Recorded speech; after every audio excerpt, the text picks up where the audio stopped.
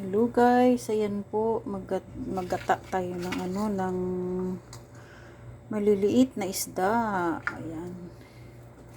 Nalagay na muna natin diyan. Ayan.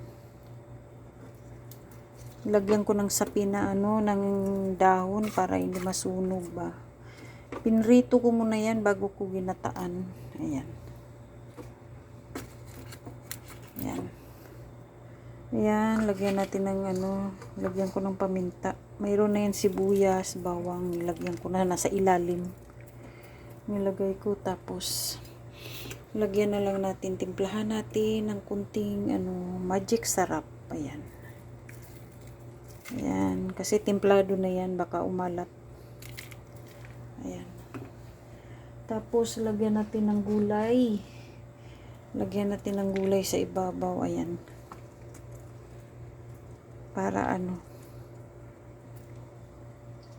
may gulay. Ayan, ating ginataan yan. Pinirito ko yan bago kong nilagyan ng gata. At saka lagyan natin ng sili. Ayan daw, siling green at mayroong okra. Ayan. At lagyan natin ng ilagay na lang natin sa gitna yung cubes kaya matunaw man yan mamaya. At saka itong lagyan natin ng kunting paminta. Ayan, ginataan yan. Ginataang galunggong na isda.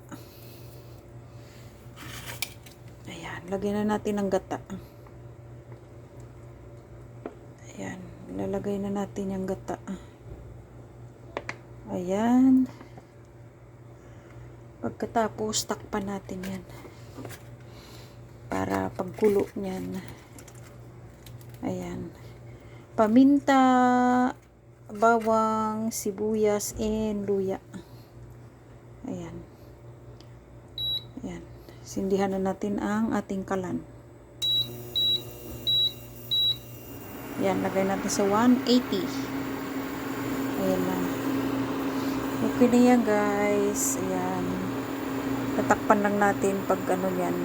Pakuluin lang natin yung gata. Kasi luto na yan eh. Yung gata at saka palutuin natin yung ating gulay. Ayan. Ayan ang ating ulam ngayong gabi. Thank you for watching.